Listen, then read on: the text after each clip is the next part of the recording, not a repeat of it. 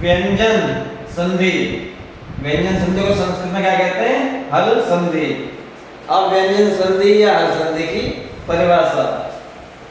व्यंजन के साथ व्यंजन या स्वर का मेल होने से जो विकार या परिवर्तन होता है उसे व्यंजन संधि कहते हैं। जैसे वाक प्लस ई से, तो क्या हमारा क्या है? व्यंजन, और ई हमारा क्या है? स्वर। तो व्यंजन का स्वर के साथ मेल हो या व्यंजन का व्यंजन के साथ मेल हो तो वहां व्यंजन संधि कहलाती है। तो हमारा वाक प्लस ई से क्या होगा? वागी से। अब हम व्यंजन संधि के भेद कितने होते हैं वो बताएंगे। तो व्यंजन संधि के भेद, व्यंजन संधि के मुख्यतः 7 भेद होते हैं। तो 7 भेद कौन कौन से होते हैं देखिए, जानते हैं। इष्टुत्व, इष्टुत्व संधि जिसका सूत्र है स्तो इष्टुनः इष्टुः, स्तो इष्टुनः इष्टुः। इष्टुत्व संधि पहली होगी हमारी इष्टुत्व संधि। दूसरी संधि है हमारी इष्टुत्व संधि जिसका सूत्र है स्तो इष्टुनः इष्टुः। तीसरा भेद है हमारा जशत्व संधि जिसका सूत्र है जलाम जशो अन्ते। चौथा भेद है हमारा चतर्व, चतर्व संधि जिसका सूत्र है खरी चे। पांचवा भेद है हमारा लत्व संधि जिसका सूत्र है तोरली। छठा भेद है हमारा अनुस्वार है जिसका सूत्र है वो अनुस्वार है। और सातवां हमारा भेद है अनुनासिक है जिसका सूत्र है यरो अनुनासिक है, अनुनासिक है चे। अब हमारे 10वीं कक्षा में जो 2 महत्वपूर्ण भेद हैं व्यंजन संधि के वो ये हैं। जशत्व संधि जलाम जशो अन्ते और अनुनासिके। ये 2 मुख्य भेद हैं व्यंजन संधि के हमारे पाठ्यक्रम में। लेकिन हम आपको थोड़ा थोड़ा 7 भेद को बताएंगे, तो इसलिए वीडियो में बने रहें। तो सबसे पहले हम व्यंजन संधि का सबसे पहला भेद इष्टुत्व संधि जिसका सूत्र है स्तो इष्टुनः इष्टुः के बारे में पढ़ेंगे। लेकिन इसको समझने से पहले हमें इनको समझना होगा। क वर्ग, क वर्ग में हमारे क ख ग घ न, क ख ग घ न। और च वर्ग में हमारे च छ ज झ य। ट वर्ग में टे ठे डे ढे ण। और त वर्ग में ते थे दे धे ने। पे वर्ग में पे फे बे भे में। और हमारे अंतस्थ व्यंजन है ये रे ले वे। और उस व्यंजन है हमारे श श श ह। तो सबसे पहले हमें ये याद करने होंगे। इनको कहते हैं हम क वर्ग। क वर्ग का नाम लेते हैं हमारे मन में क ख ग घ न, ये आ जाना चाहिए। च वर्ग का नाम लेते हैं हमारे मन में च छ ज झ ये आ जाना चाहिए। तो इस प्रकार से ये आपको याद हो जाने चाहिए। तो चलिए चलते हैं आगे। तो इष्टुत्व संधि सा या ता वर्ग के आने पर, अब ता वर्ग हमने बोला तो ता वर्ग का मतलब ता था दा धा ना। या तो सा हो या ते वर्ग हो। ते वर्ग का मतलब है इनमें से कोई भी वर्ण हो और उसके बाद श या च वर्ग। च वर्ग का मतलब च छ ज झ या वर्ण आए तो उसके साथ योग होने पर, यानी कि स और ता वर्ग आए प्लस श या च वर्ग के साथ योग होने पर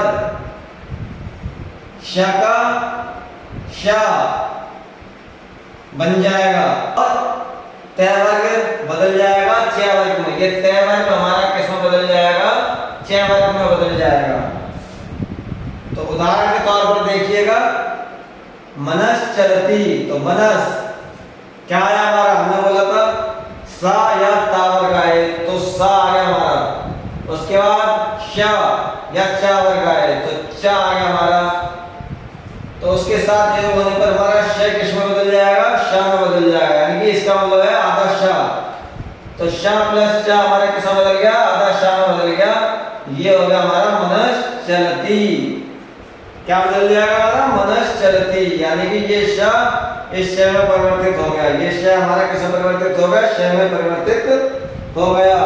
अब दूसरा उदाहरण देखिए, इसी प्रकार से दूसरा उदाहरण है हमारा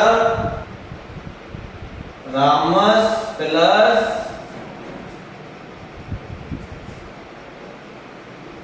सेते। रामस प्लस सेते, तो देखिए सा प्लस शा, सा प्लस शा किस में परिवर्तित हो जाएंगे हमारे? तो ये हमारा क्या बनेगा? रामस शेते। ये स किस में परिवर्तित हो गया? शा में परिवर्तित हो गया, तो क्या होगा हमारा? रामस शेते। तो एक बार दोबारा से समझिएगा, इष्टु संधि, इसका सूत्र है इष्टु इष्टुना इष्टु। सा सा आए या तावर गाय, तावर का मतलब ता था दादा ना, और उसका किसके साथ योग हो? शा या चावल, चा चा जा जा या के साथ योग होने पर से का श में और तय वर्ग का चय वर्ग में परिवर्तन हो जाएगा। जिस प्रकार से रामस प्लस सेते श किसमें परिवर्तित होगा? शा में, तो ये होगा हमारा रामस सेते। अब हमारा अगला उदाहरण है तय वर्ग का चय वर्ग में परिवर्तन। अभी उससे पहले हमने दो उदाहरण बताए थे स का श में परिवर्तन। तो अब देखिए उदाहरण है हमारा सत प्लस चित। तो तय वर्ग किसमें परिवर्तित हो जाएगा हमारा? चय में परिवर्तित हो जाएगा। तय वर्ग का किसमें? तय वर्ग हो तो हमारा तय, और चय वर्ग हो तो क्या हो जाएगा हमारा? तय वर्ग हमारा चय वर्ग में परिवर्तित हो जाएगा। सत प्लस चित, तो तय हमारा किसमें परिवर्तित हो गया? चय में परिवर्तित होगा, तो ये सत प्लस चित क्या बनेगा? सच्चित। और उत प्लस चारणम क्या बनेगा? तय हमारा किसमें परिवर्तित हो गया? चय वर्ग में, तो ये हो गया हमारा उच्चारणम। तो इस प्रकार से आपकी इष्टु संधि पूर्ण हुई। अब दूसरे वेद पर चलते हैं। अब हमारा अगला वेद आता है इष्टु संधि, जिसका सूत्र है इष्टुनः इष्टु। अब इसको समझिएगा, से या तय वर्ग का श षटकोण या तय वर्ग के साथ योग हो तो श का स षटकोण में परिवर्तन हो जाता है, या तय वर्ग का तय वर्ग में परिवर्तन हो जाता है। दोबारा से देखें, स या तय वर्ग का स षटकोण या तय वर्ग के साथ योग हो तो स का स षटकोण या तय वर्ग का तय वर्ग हो जाता है। जैसे देखिए, अब हमने बताया था तय वर्ग का, तय वर्ग हमारा ये है ते ते ते ते ने, ये किसमें परिवर्तित हो जाता है? टा टा टा डा डा णा। इस प्रकार से तो देखिए उदाहरण, रामस प्लस षष्ठ है, तो स का किसमें परिवर्तन हो जाएगा? स षटकोण में, और स षटकोण नीचे हलन का मतलब क्या होता है कि आधा स षटकोण, तो क्या हो जाएगा? ये रामस षष्ठ है। उसी प्रकार से तय वर्ग का तय वर्ग में परिवर्तन जो हो जाता है उसका उदाहरण है तत् प्लस टीका। तो तय का किसमें परिवर्तन हो गया? तय वर्ग में, तो ये हो गया हमारा तत् टीका। तो इसी प्रकार से हमारी इष्टु संधि भी पूर्ण हुई। अब चलते हैं अगले वेद पर। अब हमारा तीसरा वेद है जसत्व संधि। कौन सा वेद है? जसत्व संधि, जिसका सूत्र है जलाम जशो अंते। ये कक्षा 10 में परीक्षा की दृष्टि से बहुत ही महत्वपूर्ण है, ये आपके पाठ्यक्रम में दिया हुआ है। तो जशत्व संधि इसका क्या है? प्रथम वर्ण का तृतीय वर्ण में परिवर्तन। अब जिस प्रकार से हमने ये आपको वर्ग बताए थे उसी प्रकार से हमने यहाँ पर संख्या लिख दी है 1 2 3 4 5। तो कहा गया है कि प्रथम वर्ण हमारा क्या होगा? ये सारे हमारे प्रथम वर्ण हैं। तो प्रथम वर्ण का तृतीय वर्ण में परिवर्तन। तो तृतीय वर्ण क्या हमारा? ग ख ग। ये सारे वर्ग के तीसरे अक्षर ये हमारे तीसरा वर्ण है। तो प्रथम वर्ण का तृतीय वर्ण में परिवर्तन। अब देखिएगा क च ट त प, इनमें से कोई भी वर्ण हो प्लस किसी भी वर्ग का तीसरा चौथा वर्ण हो, किसी भी वर्ग का तीसरा, क ज ण द ब ल स, और चौथा वर्ण घ झ ण ध भ व, किसी भी वर्ग का तीसरा और चौथा वर्ण। तो किसी भी वर्ग का यानी कि क वर्ग का ग घ, च वर्ग का ज झ, ट वर्ग का ढ ढ, त वर्ग का द ध, और प वर्ग का ब भ यदि हो, और या र ल ह व इनमें से कोई एक हो, और हमारे स्वर ए आ ई उ ऊ अगर ये हो, तो हमारा प्रथम वर्ण तृतीय वर्ण में परिवर्तित हो जाता है। जैसे देखिएगा वाक प्लस ई से है, तो हमारा ये आ गया क्या वर्ग का क्या अक्षर आ गया, और प्लस क्या आ गया? कोई स्वर आ गया। तो हमारा पहला वर्ण किस में परिवर्तित हो जाएगा? तीसरे वर्ण में परिवर्तित हो जाएगा। तो ये हमारा कै किस में परिवर्तित हो गया? कै में। तो ये हमारा क्या शब्द बना? वाक प्लस ई से वाक ई से। इसी प्रकार से दूसरा उदाहरण देखते हैं।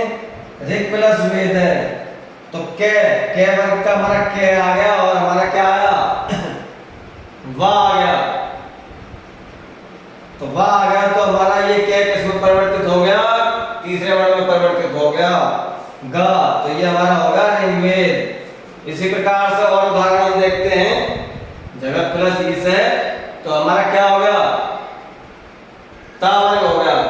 तो ता वर्ग हमारा किस में परिवर्तित हो जाएगा? ता था दा, दा में परिवर्तित हो जाएगा, यानी कि तीसरा वर्ण। तो हमारा क्या हो जाएगा? ये जगदीश, जगदीश है। ते हमारा किस में परिवर्तित हो जाएगा? पहला दूसरा ते थे दे, तो जगदीश। इसी प्रकार से हम उदाहरण देखेंगे। दिगंबर, इस प्रकार से। तो उम्मीद करता हूँ ये परीक्षा की दृष्टि से बहुत ही महत्वपूर्ण है। ये 10वीं कक्षा में आएगा, तो इसको बड़े अच्छे से कर लीजिएगा। कुछ भी नहीं है, बस पहले वर्ण का हमारा तीसरे वर्ण में ये परिवर्तित हो जाता है। तो इसको ये उम्मीद करता हूँ अच्छे से समझ आ गया होगा। और अगले भेद पर चलते हैं हम। अगला भेद है हमारा चौथा भेद, चतुर्थ संधि, जिसका सूत्र है च।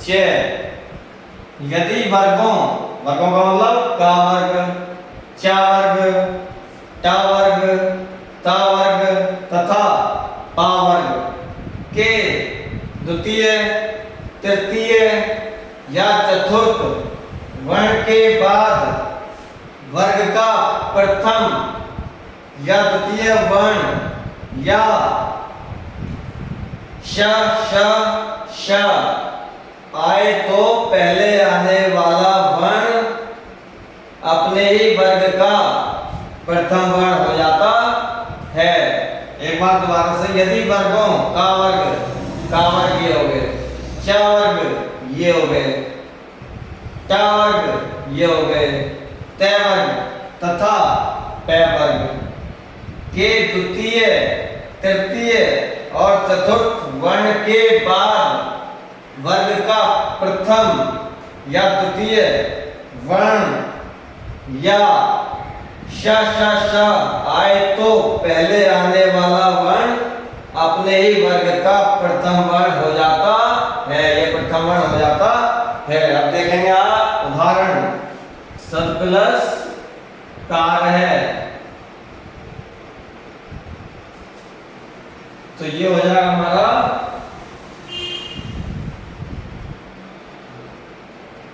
द प्लस का। तो ये दे के साथ परिवर्तन हो जाएगा, दे ये रहा, तो दे हमारा पहले वर्ण में परिवर्तन हो जाएगा इसका, तो ये हमारा हो जाएगा ता और ये हो जाएगा का। तो इस प्रकार से क्या बनेगा, ये सत्कार है। दे वर्ण हमारा किस में परिवर्तित हो गया, पहले वर्ण में परिवर्तित हो गया, तो ये होगा हमारा सत्कार है। अब देखिए दूसरा उदाहरण, लव प्लस स्यते, लव प्लस स्यते, तो ये भय हमारा कहाँ गया, भय। भय हमारा कैसा परिवर्तित हो जाएगा, पे में परिवर्तित हो जाएगा, पहले में परिवर्तित हो जाएगा, तो ये हमारा क्या हो गया, लपस्यते। इसी प्रकार से, तो इसमें कोई दिक्कत वाली बात नहीं है। चलते हैं अगले भेद पर। अब हमारा भेद लत्व, जिसका सूत्र है तोरली। अब इसकी परिभाषा देखेंगे, तय वर्ग के बाद, तय वर्ग के बाद यानी तय वर्ग में तय थे दे दे न, तय वर्ग के बाद ले आए, तो तय वर्ग के वर्णों का, तय वर्ग के वर्णों का किसमें परिवर्तन हो जाता है, ले हो जाता है। ये तय वर्ग किसमें परिवर्तित हो जाएगा, ले में परिवर्तित हो जाएगा। किंतु न के बाद यदि ले आता है हमारा, न के बाद अगर ले आता है हमारा, तो ले के आने पर वो अनुनासिक ले में परिवर्तित हो जाएगा, ले के ऊपर चंद्रबिंदी में परिवर्तित हो जाएगा। लेकिन ये चंद्रबिंदी किस पर लगेगी, पूर्व वर्ण पर लगेगी। उदाहरण के साथ देखिएगा, तो उदाहरण है हमारा उत प्लस लंघनम, तो ये हमारा क्या बनता, उल्लंघनम। तो कहा गया कि तय वर्ग के बाद, तय वर्ग के बाद अगर ले आए तो वो किसमें परिवर्तित हो जाता है, तो वो ले में परिवर्तित हो जाता है। तो उत्लंघनम, तो ये होगा हमारा उल्लंघनम। तय का किसमें परिवर्तन हो गया, ले में परिवर्तन हो गया। फिर हमारा उदाहरण तत् प्लस लीन, तो हमारा तय किसमें परिवर्तित हो गया, ले में परिवर्तित हो गया, तो ये हमारा होगा तल्लीन। अब उसके बाद था हमारा कि अगर ने के बाद अगर ले आए तो अनुनासिक ले में परिवर्तित हो जाता है, लेकिन चंद्रबिंदी कहाँ लगेगी, पूर्व वर्ण पर लगेगी। जैसे विद्वान प्लस लिखती, तो ने के बाद ले आ रहा है, तो ये हमारा अनुनासिक ले में परिवर्तित हो जाएगा, लेकिन जो चंद्रबिंदी वो कहाँ लगेगी, पूर्व वर्ण पर लगेगी। तो विद्वान प्लस लिखती क्या आ जाएगा, विद्वान लिखती। तो इतनी बात समझ में आ गई होगी। तो चलते हैं अगले भेद पर। अगला भेद है हमारा छठा, अनुस्वार। इसका सूत्र है वो अनुस्वार है। यदि किसी पद के अंत में मैं हो, यदि किसी पद के अंत में मैं हो, जैसे ये हरिम, तथा उसके बाद कोई व्यंजन आए, तो ये आ गया व्यंजन, हरिम प्लस वंदे। तो यदि किसी पद के अंत में मैं हो तथा उसके बाद कोई व्यंजन आए, तो मैं का अनुस्वार हो जाता है। जैसे अनुस्वार का मतलब बिंदी लग जाती है, हरिम प्लस वंदे, तो क्या हो गया, हरिम वंदे। अहम गच्छामि, तो क्या हो गया, अहम गच्छामि। यदि किसी पद के अंत में मैं हो तथा उसके बाद कोई व्यंजन आए, तो मैं का अनुस्वार हो जाता है। जैसे हरिम वंदे, हरिम वंदे, अहम गच्छामि, अहम गच्छामि। इस प्रकार से। तो अब आता है अगला भेद। अब हमारा सातवां भेद है अनुनासिक संधि।